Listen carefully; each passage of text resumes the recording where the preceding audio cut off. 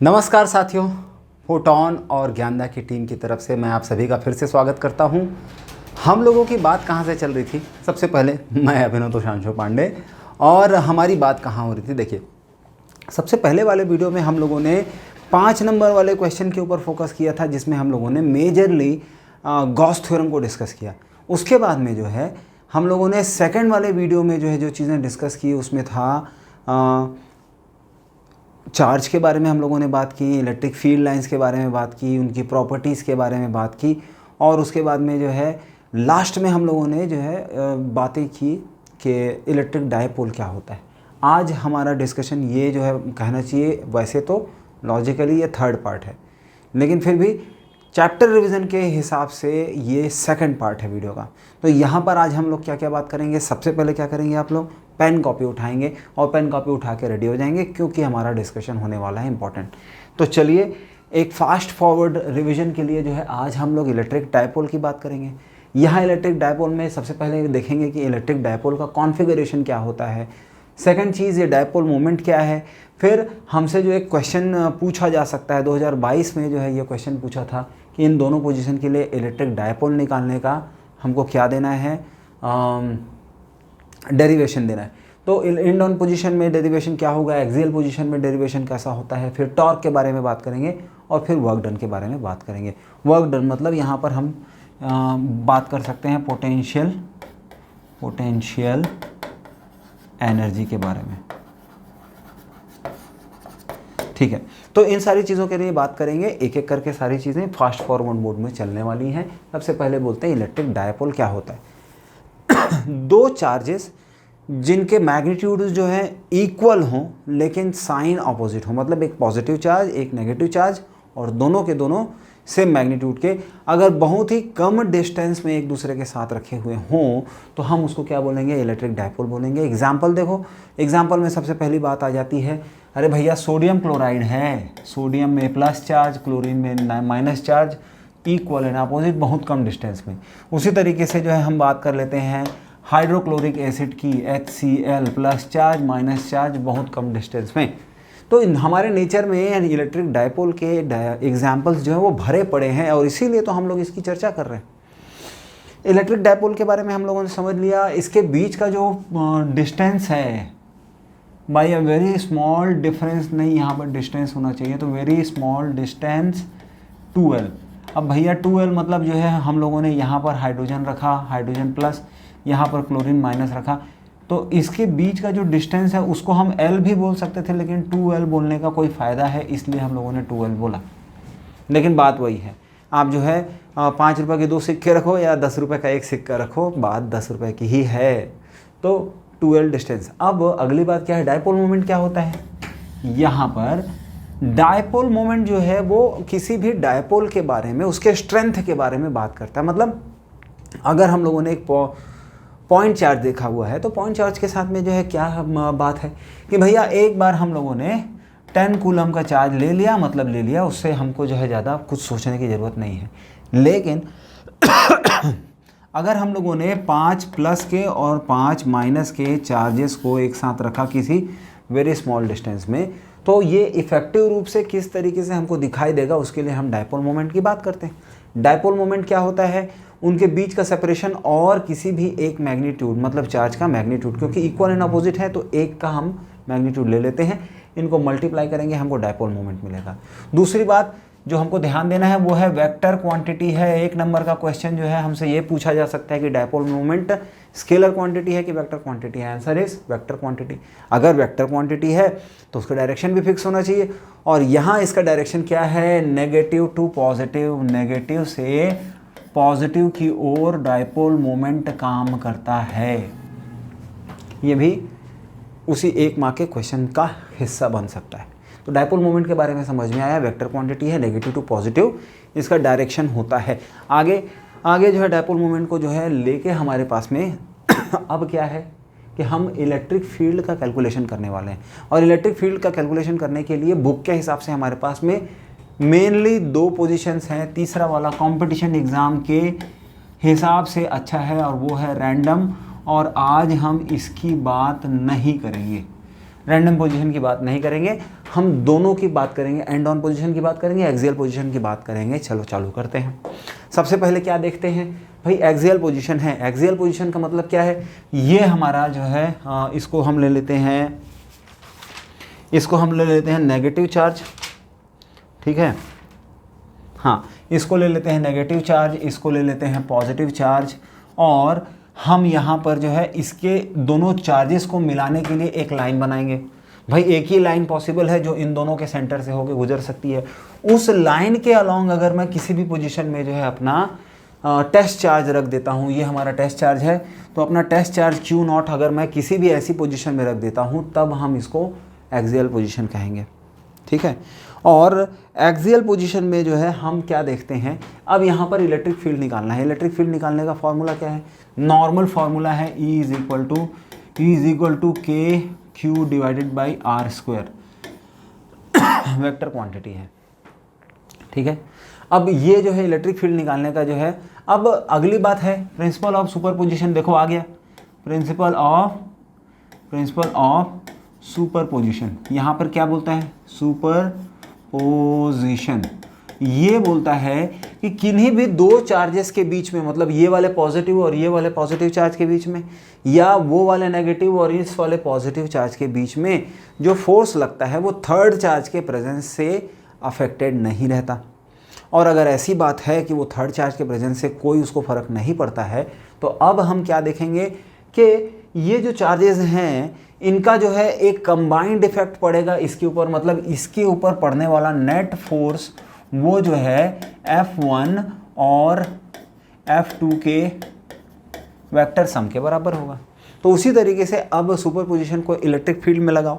Electric field में किन्हीं भी दो चार्जेस के बीच जो इलेक्ट्रिक फील्ड बनने वाला है वो अनअफेक्टेड होता है by the presence of third charge, और यहाँ पे नेट इलेक्ट्रिक फील्ड जो है इन दोनों के वेक्टर सम के बराबर होगा। अब यहाँ पर देखो तो हमारे लिए जो है E1 का फॉर्मूला देखो, E1 हम निकालेंगे, यहाँ पर ये जो पॉजिटिव चार्ज है और ये वाला जो हमारा पॉजिटिव टेस्ट चार्ज है, तो E1 हो जाएगा E1 इज इक्वल टू के क्यू डिवाइडेड बाई, अब देखो ये वाला डिस्टेंस हम लोग जो है, एक और चीज़ हमको जो डायपोल के बारे में पता होनी चाहिए वो ये है कि डायपोल के लिए जो है हम जब भी पोजीशन को मेजर करते हैं, इन दोनों के बीच जो सेंटर होता है वहाँ से मेजर करते हैं।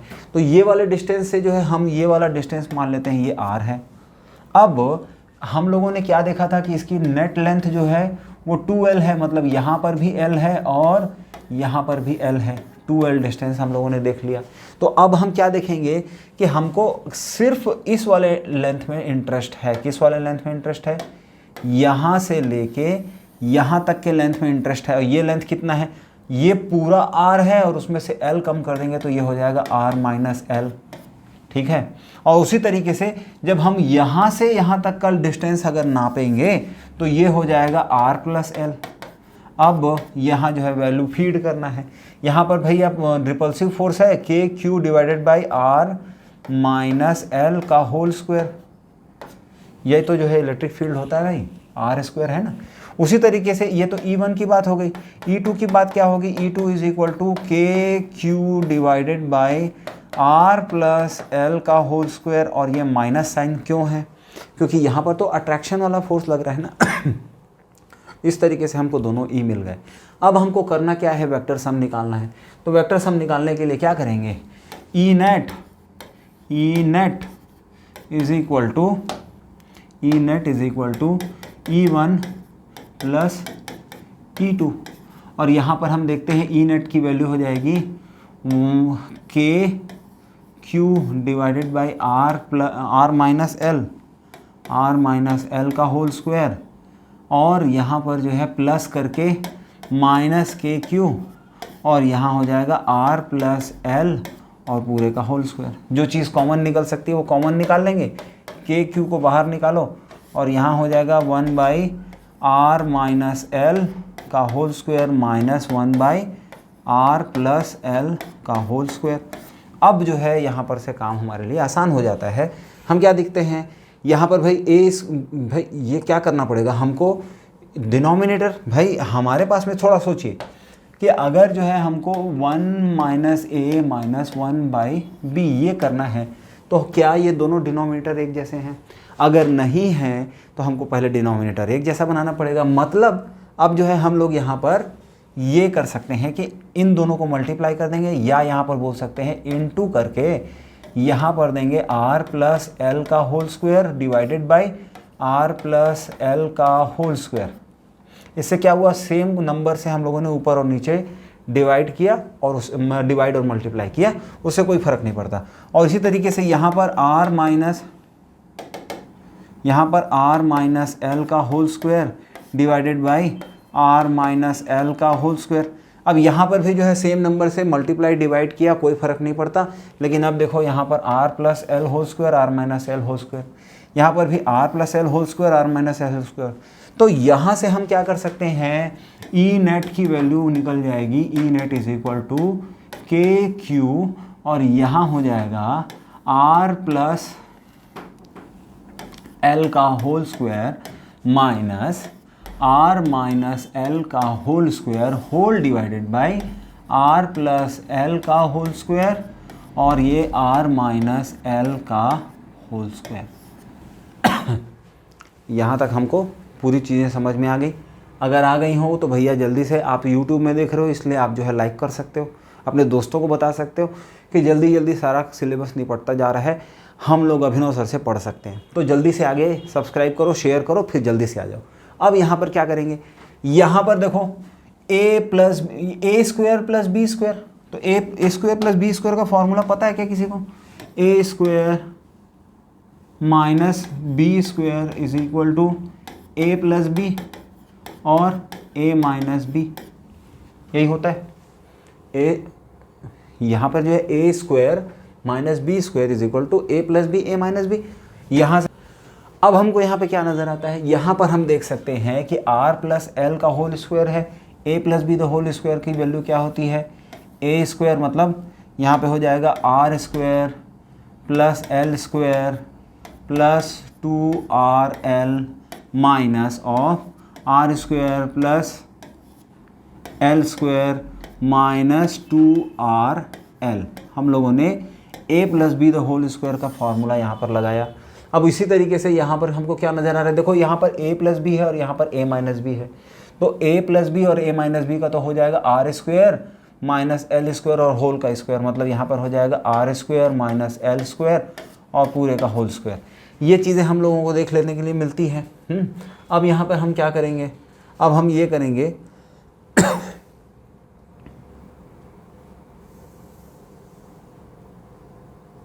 कि आगे जो है हम ये सॉल्व कर लेते हैं। तो यहाँ का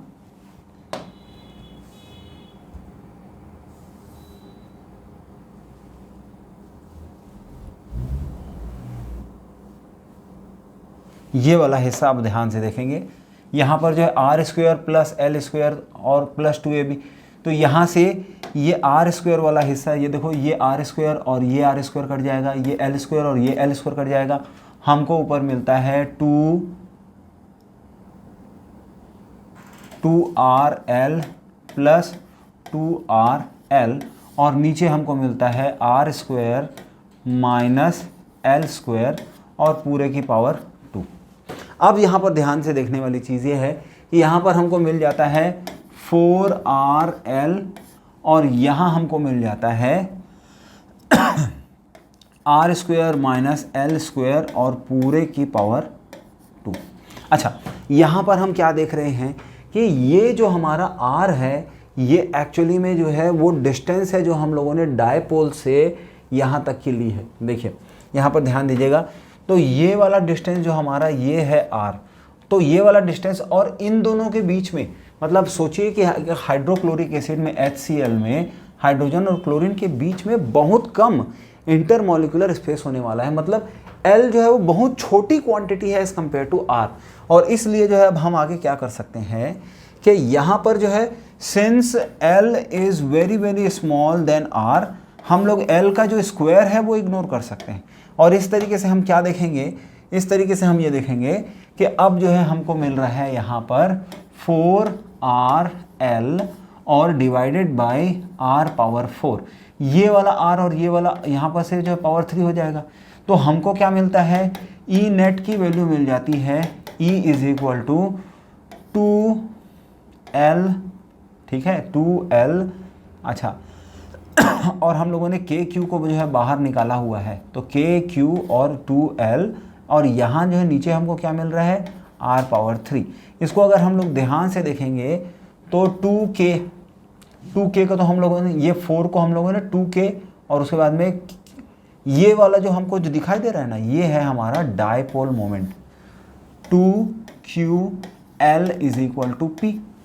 तो अब यहाँ से हमको मिला E is equal to 2P और उसके बाद में डिवाइडेड बाई RQ। तो ये हमारा जो है किस पोजीशन के लिए जो है फॉर्मूला हो गया, ये हमारा एक्सियल पोजीशन के लिए जो है हमारे पास फॉर्मूला हो गया कि इलेक्ट्रिक फील्ड जो है वो 2P/R³ होता है। अब आप देखेंगे कि एक पॉइंट चार्ज की बात जब हम लोग कर रहे थे, तो पॉइंट चार्ज में जो इलेक्ट्रिक फील्ड है वो बाई स्क्वायर से, मतलब एक सिंगल पॉइंट में बहुत सारा चार्ज है और एक ही टाइप का चार्ज है, तो वो कैसे कैसे जो है धीरे धीरे कम होता है, तो बाई स्क्वायर, मतलब उसका जो है inversely proportional to square of, यहाँ पे inversely proportional to cube of है। मतलब ये कि इलेक्ट्रिक जो फील्ड है किसके कारण, एक डायपोल के कारण, वो बहुत जल्दी डिप्लीट होने लगता है, बहुत ही जल्दी कम होने लगता है, क्षीण होने लगता है। अगली पोजीशन क्या है, अगली पोजीशन है हमारे पास में and on position. And on position के लिए देख लो, ये भी फिर से यहाँ पे नेगेटिव चार्ज है, फिर से यहाँ पर पॉजिटिव चार्ज है, और यहाँ पर हमारा Q0 टेस्ट चार्ज है। अब हम क्या करेंगे, सबसे पहले ये वाला डिस्टेंस देखेंगे और यहाँ पर जो है E1 निकालेंगे, E1। अब E1 जो है देखो नेगेटिव चार्ज यहाँ पर है और ये पॉजिटिव टेस्ट चार्ज है, इसलिए हमको यहाँ पर E1 का जो है वैल्यू ऐसे मिलेगी अट्रैक्ट होती हुई। यहाँ पॉजिटिव चार्ज है, वो भी पॉजिटिव चार्ज है, तो E2 जो है हमको ऐसा मिलेगा, E2 जो है हमको ऐसा मिलेगा। और यहाँ पर अभी भी क्या देख रहे हैं हम लोग कि इनका मैग्नीट्यूड कैसा रहेगा। भाई मान लेते हैं इसकी पोजीशन y है, ये L है, ये L है, तो हमको यहाँ पर भी ये डिस्टेंस कितना मिलने वाला है, ये वाला डिस्टेंस, इसको अगर हम लोगों ने हाइपोटेनस h मान लिया तो पाइथागोरस थ्योरम लगाएंगे, h² is equal to y² plus L², या x² मान लो इसको, जो है L मानने के बजाय हम लोगों ने इसको x मान लिया है भैया, ठीक है। तो यहाँ पर x और यहाँ पर भी x, तो ये हो जाएगा y² प्लस x²। अब हम लोग इलेक्ट्रिक फील्ड निकालेंगे तो क्या होगा, E1 की वैल्यू हो जाएगी E1 is equal to KQ divided by h²। ये जो है हमारा पहला E1 हो गया, ठीक है। और E2 क्या होगा, E2 हो जाएगा E2 is equal to KQ, अच्छा यहाँ पर माइनस साइन लगेगा क्योंकि ये नेगेटिव साइन है, E2 is equal to KQ/h², और ये पॉजिटिव हो गया। हम लोगों को दोनों चीज़ें नज़र आ रही हैं। अब हमको क्या करना है, अब हमको जो है इनका वेक्टर सम निकालना है, और इनका वेक्टर सम निकालेंगे तो हमको क्या नज़र आता है भाई, सिमेट्री है। हम इसके कॉन्फ़िगरेशन को देखेंगे, यहाँ देखो ये हमारा इलेक्ट्रिक फील्ड E1 है, इसको जो है हम दो कंपोनेंट्स में स्प्लिट कर सकते हैं। उसी तरीके से ये हमारा इलेक्ट्रिक फील्ड E2 है, इसको तो हम दो कंपोनेंट्स में स्प्लिट कर सकते हैं। अच्छा, ये वाला ऊपर वाला कंपोनेंट और नीचे वाला कंपोनेंट, ये दोनों एक दूसरे को क्या कर देंगे, मतलब अगर मैं ये वाला एंगल थीटा लेता हूँ तो ये वाला एंगल भी थीटा होगा, और इस तरीके से जो है क्या होता है कि ये हो जाएगा E1 साइन थीटा और ये हो जाएगा E2 साइन थीटा, और यहाँ पर हमको मिल जाएगा E1 कॉस थीटा और ये हो जाएगा E2 कॉस थीटा। तो अब जो है E1 और E2 की वैल्यू मैग्नीट्यूड में बराबर है, केवल डायरेक्शन का डिफरेंस है, और यहाँ उनके साइन कंपोनेंट जो है क्या हो रहे हैं, एक दूसरे से कैंसल आउट हो जा रहे हैं, कॉस कंपोनेंट जुड़ जाएंगे। तो हमको यहाँ पर नेट इलेक्ट्रिक फील्ड कैसे मिलेगा, E net is equal to 2E cos theta. अच्छा, कॉस थीटा होता कितना है, तो भैया यहाँ पर जो है इस राइट ट्रायंगल में ये 90 डिग्री है, ये आप यहाँ पे देखो ये 90 डिग्री है, ये थीटा है। कॉस थीटा कितना होगा, cos theta is equal to x/h base by hypotenuse, और इस तरीके से जो है हमको यहाँ पर क्या मिलता है, cos theta is equal to x/h। अब जो है इलेक्ट्रिक फील्ड की वैल्यू बताओ 2 और E की वैल्यू है KQ, divided by H square, और कॉस थीटा की वैल्यू है एक्स बाई एच।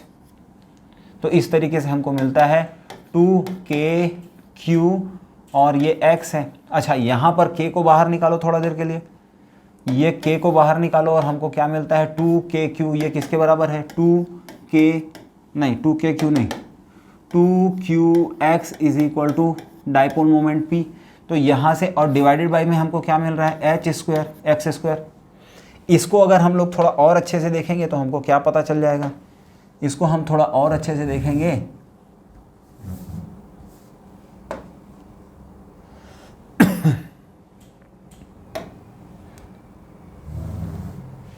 इसको अगर हम लोग थोड़े और अच्छे से देखेंगे तो हमको यहाँ पे मिलेगा, कलर चेंज करते हैं, 2p डिवाइडेड बाई ये एच स्क्वायर क्या है X square plus Y square, X square plus Y square और पूरे का ये स्क्वायर।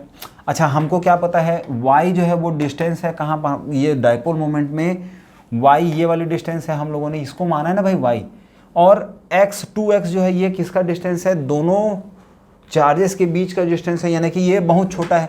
हम बोल सकते हैं y is much greater than x, और ये सोचेंगे तो हमको y is much greater than x मिला है, इसलिए इलेक्ट्रिक फील्ड कैसा मिलेगा 2p डिवाइडेड बाई y का क्यूब, यही तो मिलेगा। और इस तरीके से जो है हम क्या देखते हैं, नहीं 2p भी नहीं, यहाँ पर तो ये केवल p रहेगा, ये केवल p रहेगा। तो यहाँ से हमको जो है इलेक्ट्रिक फील्ड की वैल्यू मिल जाती है। पिछले बार हम लोगों ने क्या देखा था, पिछले बार हम लोगों ने देखा था कि एक्सियल पोजीशन में हमको इलेक्ट्रिक फील्ड मिला था, electric field E is equal to p by Y cube. अब जो है हम लोगों ने क्या देखा था, इलेक्ट्रिक फील्ड एक्सियल पोजीशन के टाइम में हम लोगों ने 2p बाई आर क्यूब देखा था। r क्या था, डिस्टेंस ऑफ हमारा जो पॉइंट चार्ज है, हमारा जो पॉइंट चार्ज है उसका डिस्टेंस r था, और इसलिए हम लोगों को यहाँ पे r क्यूब मिला था। ठीक है, उसी तरीके से अभी हमारे पॉइंट चार्ज का डिस्टेंस जो है एंड ऑन पोजीशन में y है, और हमको डिवाइडेड बाय में y क्यूब मिल रहा है।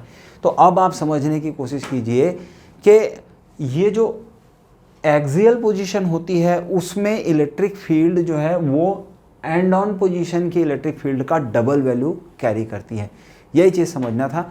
आगे हम जो है छोटी सी और बात करेंगे। अगली बात हमारी क्या है, ये देखिए टॉर्क।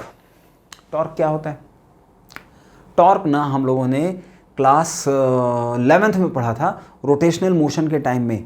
ये जो है टॉर्क जो है इसको मोमेंट ऑफ फोर्स भी बोलते हैं, और ये एक रोटेशनल फोर्स है। रोटेशनल फोर्स का मतलब ऐसा फोर्स जो किसी चीज़ को रोटेट करने के काम आए, रोटेशनल फोर्स होता है। हम लोगों ने देखा टॉर्क क्या है, रोटेशनल फोर्स है। यहाँ पर हम लोगों को यहाँ पे एंगल थीटा ले लेते हैं, और फिर जो है अगर ये वाला डिस्टेंस कितना है भाई, डाइपोल का जो डिस्टेंस है उसको हम हमेशा क्या लेते हैं 2l लेते हैं। तो 2l डिस्टेंस है, तो ये वाला डिस्टेंस जो है ये परपेंडिकुलर डिस्टेंस, इसको हम लोग या तो d मान लेते हैं, d is the perpendicular distance, या फिर हम इसको d इज इक्वल टू, देखो यहाँ पे तो ये हो जाएगा 2l साइन थीटा। अब ये 2l साइन थीटा का हम लोगों को क्या परपेंडिकुलर डिस्टेंस मिल गया। टॉर्क की वैल्यू क्या होती है, torque tau is equal to F force into force cross perpendicular distance, यही तो होता है। Torque is also a vector quantity. तो यहाँ पर जो है अब हम लोग देख रहे हैं, तो फोर्स निकालने के लिए हमारे पास फॉर्मूला क्या है, फोर्स का फॉर्मूला है F इज इक्वल टू के Q1 Q2 divided by R square. लेकिन जो है हम लोग यहाँ पर Q1 Q2 क्या लेंगे भाई, ये जो है जो टॉर्क निकालने का कंडीशन है उसमें आप लोगों को बताया क्या गया है कि एक यूनिफॉर्म इलेक्ट्रिक फील्ड E में रखा हुआ है ना डाइपोल, तो इसलिए जो है अब हम जो फोर्स निकालेंगे वो हो जाएगा F is equal to QE। और ये Q क्या है, ये जो है डाइपोल में से किसी भी एक पोल का चार्ज है, और E जो है इलेक्ट्रिक फील्ड है। यहाँ अगर हम लोग ध्यान से देखेंगे तो क्योंकि इलेक्ट्रिक फील्ड का डायरेक्शन ऐसा है, ये पॉजिटिव चार्ज है, तो यहाँ पर हमको force F1 is equal to QE ऐसा मिलेगा, किधर जाता हुआ, इधर जाता हुआ। और इसी तरीके से जो है हमको इस पोजीशन में F is equal to QE opposite direction में जाता हुआ दिखाई देगा। अब यहाँ पर कपल फोर्स लग रहा है। कपल फोर्स का मतलब क्या होता है, जैसे आप हैंडल घुमाते हो, स्टीयरिंग घुमाते हो, इसमें जो है दोनों हाथ से अपोजिट डायरेक्शन में हम फोर्स लगाते हैं और किसी चीज़ को घुमाने के लिए यूज़ करते हैं। दोनों डायरेक्शन में जो है दोनों अपोजिट डायरेक्शन में इक्वल अमाउंट ऑफ फोर्स लग रहा है। इनके बीच का परपेंडिकुलर डिस्टेंस d है और ये फोर्स कपल फोर्स में से F है। इनका मल्टीप्लिकेशन करने से टॉर्क मिलता है। ये टॉर्क कितना है, तो अब हमको मिल गया यहाँ पर QE और ये जो D है वो कितना है 2L sin theta, 2L sin theta. अब यहाँ पे से देखोगे तो ये 2L और ये Q, आप फिर से याद करो भाई, हमको पता है कि P वेक्टर जो कि डायपोल मोमेंट है इज इक्वल टू 2QL और ये जो है यहाँ पर से QE और यहाँ पे था 2L sin थीटा। तो यहाँ पर से Q और 2L को मिला दिए हम लोग और हमको टॉर्क कितना मिला, torque is equal to PE sin theta. यही आपको बताना है, यही डेरिवेशन है। तो यहाँ से हमको जो है टॉर्क के बारे में भी पता चल गया कि भाई कितना रोटेशनल फोर्स एक डायपोल एक्सपीरियंस करेगा अगर उसको हम एक यूनिफॉर्म इलेक्ट्रिक फील्ड में छोड़ दें। चीज़ें जल्दी हो रही हैं, मुझे समझ में आ रहा है, लेकिन अगर आप फास्ट फॉरवर्ड रिवीजन करना चाहते हैं तो इसी स्पीड से चलना पड़ेगा। अच्छा, दूसरी चीज़ क्या है कि भाई मेरा एक्सपेक्टेशन है कि आप लोगों ने चीज़ें ऑलरेडी पढ़ी हुई हैं, आप मेरे साथ वीडियो देखते जा रहे हो और रिवाइज करते जा रहे हो, तो इसी स्पीड में आगे बढ़ेंगे। वर्क डन, हाँ बहुत अच्छी बात है। वर्क डन के लिए क्या करेंगे, W is equal to force into displacement FDA, force into displacement. यहाँ पे हम क्या करेंगे भाई, रोटेशनल वर्क है ना भाई, इसको यहाँ से यहाँ तक घुमाने में, इसको यहाँ से वहाँ तक घुमाने में जो वर्क डन होगा उसी को जो हम कैलकुलेट कर रहे हैं। और ऐसे में फोर्स की बजाय क्या लगेगा, W is equal to tau, मतलब टॉर्क है और थीटा, ये जो है यहाँ पर कुल मिला के वर्क डन हो गया। अब जो भी वर्क डन होगा वो इसमें जो है किस फॉर्म में जाके सेव हो जाएगा, जो भी वर्क डन होगा वो इसमें जाके वो जो है सेव हो जाएगा किस फॉर्म में, पोटेंशियल एनर्जी के फॉर्म में। इसलिए अब हम लोग जो है potential energy of dipole in a uniform electric field ये निकाल रहे हैं भैया। तो कैसे निकालेंगे, W is equal to dW is equal to torque into d theta. अब जो है हमको टोटल वर्क निकालना है, इसलिए हम लोग क्या करेंगे, इसका जो है इंटीग्रेशन करेंगे। तो इसका इंटीग्रेशन करेंगे तो यहाँ भी करना पड़ेगा। यहाँ पे वेरिएबल क्या है, थीटा है। अब ये थीटा वेरिएबल है तो हमको केवल लिमिट के बारे में पता चलना चाहिए, और ये हमारा लिमिट क्या है, यहाँ पर π/2 और यहाँ पर हो जाएगा 0। भाई π/2 से 0 में जो है हम ये, अच्छा टॉर्क के बारे में अभी हमको पता चला है, क्या पता चला है, torque is equal to PE sin theta. अब हो गया, देख लो टोटल वर्क डन तो हमको निकल गया ना, W इज इक्वल टू, ये इंटीग्रेशन के लिए π/2 से 0 डिग्री तक जो है हम लोगों ने लिया PE sin theta d theta. इसमें से जो भी हमारे पास में कांस्टेंट है उस कांस्टेंट को बाहर निकालेंगे तो हमको क्या मिलेगा, W is equal to PE integration from π/2 to 0 और यहाँ पर हो जाएगा sin थीटा d थीटा। अच्छा, हम लोगों को इंटीग्रेशन के बारे में क्या पता है, डिफरेंशिएशन में साइन का cos थीटा होता है और इंटीग्रेशन में साइन थीटा का माइनस cos थीटा होता है। तो यहाँ पर फिर से जो है हम मॉडिफाई करेंगे, यहाँ पर हो जाएगा PE और यहाँ हो जाएगा माइनस cos थीटा, लिमिट है π/2 से लेके 0 तक। अच्छा, cos 90 कितना होता है, cos 90 होता है 0 और cos 0 कितना होता है 0, cos 0 होता है 1। तो PE का जो है हमको यहाँ पे मिल गया W is equal to minus और माइनस, तो यहाँ पे हो जाएगा PE और यहाँ पर हो जाएगा cos 0 माइनस cos 90। अब जो है यहाँ पर W is equal to PE, ये रिजल्ट मिला। ठीक है, तो अब जो है हमको अच्छा, अगर जो है यहाँ पर एक स्पेसिफिक मतलब हमको 0 डिग्री पोजीशन तक जो है रोटेट नहीं करना है, हमको किसी एक एंगल थीटा तक रोटेट करना है, तब के केस में हम यहाँ पर एक वेरिएशन देखेंगे।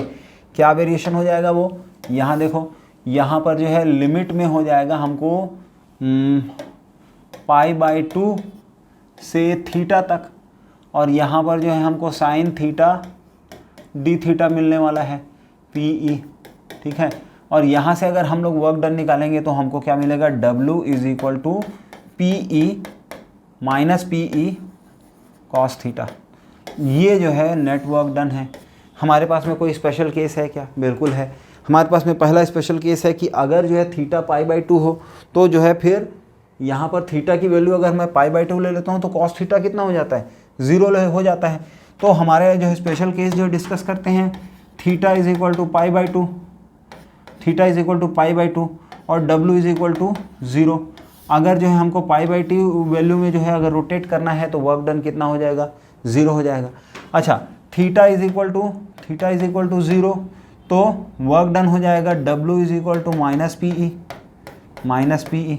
अच्छा, ये जो है जो पोटेंशियल एनर्जी है, ये जो है यहाँ पर PE का मतलब पोटेंशियल एनर्जी नहीं है भैया, P यहाँ पे क्या है, यहाँ पे इलेक्ट्रिक डायपोल मोमेंट है और E जो है इलेक्ट्रिक फील्ड है। माइनस साइन इंडिकेट करता है कि एनर्जी स्टोर हो रही है और यहाँ पर ये मैक्सिमम वैल्यू मिलेगी। अब तीसरा जो केस है वो है, अगर हम लोग थीटा की वैल्यू -π ले लें, थीटा की वैल्यू -π ले लें, मतलब ऑपोजिट डायरेक्शन में जो है उसको रिपीट मतलब रोटेट करें, तो ऐसी वैल्यू में जो है हमको W की वैल्यू मिल जाएगी PE, और ये जो है भाई ये मिनिमम वैल्यू हो जाएगी एनर्जी की। तो इस तरीके से जो है हम लोगों ने स्पेशल केस भी डिस्कस किया। हम लोगों ने क्या क्या देखा, डायपोल क्या है, फिर हम लोगों ने क्या देखा, डायपोल मोमेंट क्या है, फिर हम लोगों ने क्या देखा, इलेक्ट्रिक फील्ड कैसे निकालते हैं, कहाँ कहाँ निकालना है, एंड ऑन पोजीशन में, एक्सियल पोजीशन में। फिर हम लोगों ने देखा टॉर्क क्या है, फिर हम लोगों ने देखा कि टोटल एनर्जी या वर्क डन कितना होता है, उस चीज़ का मतलब हम लोगों ने डेरिवेशन देख लिया। चीज़ें बहुत स्पीड से चल रही हैं, ये एक पर्पज़ है कि आपका रिवीजन जो है एक बार कंफर्म कर देना। तो आई होप कि चीज़ें आपको समझ में आ रही हैं तो दोस्तों के साथ शेयर करो। मिलते हैं अगले वीडियो में और फिर एक नई चीज़ जो है स्टार्ट करेंगे, ठीक है। तो धन्यवाद।